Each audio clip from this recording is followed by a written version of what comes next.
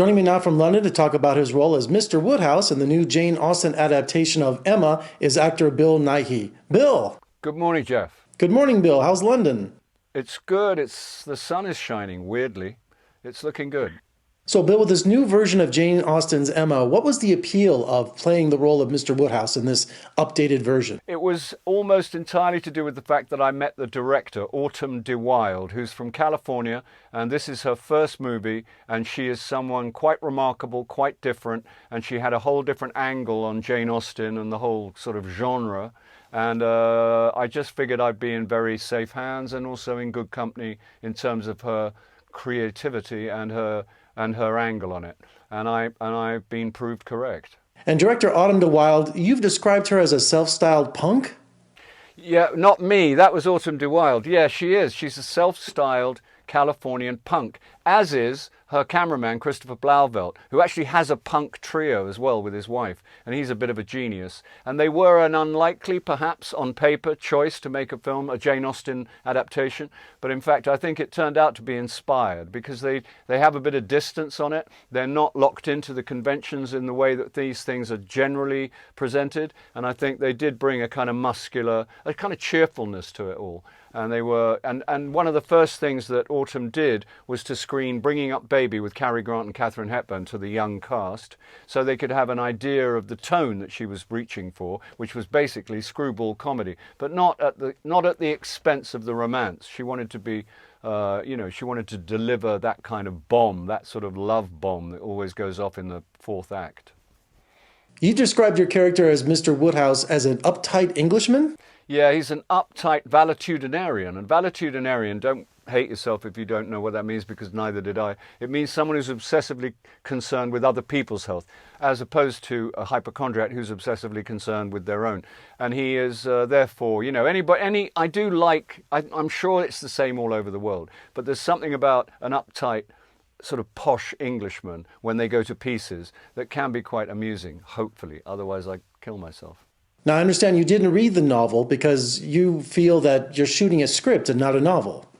Yeah, I just happened not to have read the novel anyway. And then I've done several adaptations of novels and I never read the novel. I may read it afterwards, but not before, because it doesn't help. It may have information in it which I don't need, which is not in the script, and therefore I might regret that it's not in the script, or it gives me stuff that's not necessary for me to have in my head. The script is the nearest thing we've got as a blueprint, and I work from that. And even that's not the movie, so even then you've got what happens on the set. So I tend to leave the book alone. Now, Bill, you don't do many period films, but when you put on a costume, does that really help the actor for that character to come through? It does help. Clothes really help. Costumes really, really, really help. And in this case, they're quite, I have some quite, full-on outrageous costumes in this, and they are, you have to behave differently. You move differently, and it does help a great deal, yeah. I love the humor in this version of Emma, and you have such great comic timing. Where did you learn that? Where did that skill come from? I don't know. I mean, I'm very pleased to hear you speak of it, and I'm glad you asked me this question, which probably means I have some. I don't know where that comes from. I think probably from watching hours and hours of comedy on TV when I was a kid. I mean, that's the only place it could have possibly come from. I was a big comedy fan when I was a kid, like everybody, and I used to watch all the stand-ups and also all the sitcoms and everything. And I guess you get used to a certain kind of rhythm. It's mostly about pausing. It's mostly about pausing just before the last word, or there's all kinds of stuff. But I didn't ever sit down and think about it. It's just something that when I got a comedy gig, you're just thrown in at the deep end, and hopefully all those hours of sitting around watching TV, they kick in. And of course, Autumn de Wilde, this is a first-time director for Emma. How did she do? She did absolutely sensationally. She was super prepared. She's a very experienced music video director. She's worked with Jack White, Beck, Ryan Adams, Shelby Lynn, Florence and the Machine. Check out her video for Florence. She's done everything but make a feature film. She's also a very eminent photographer, so she was meticulous about everything in the frame, as was Christopher Blauvelt, her Californian DP, director of photography.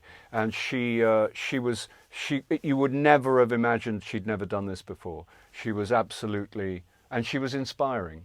Well, Bill, congratulations on Emma. And when you have a chance, fly on over here to the States and visit us in Las Vegas. We'd love to have you. I'd love to come.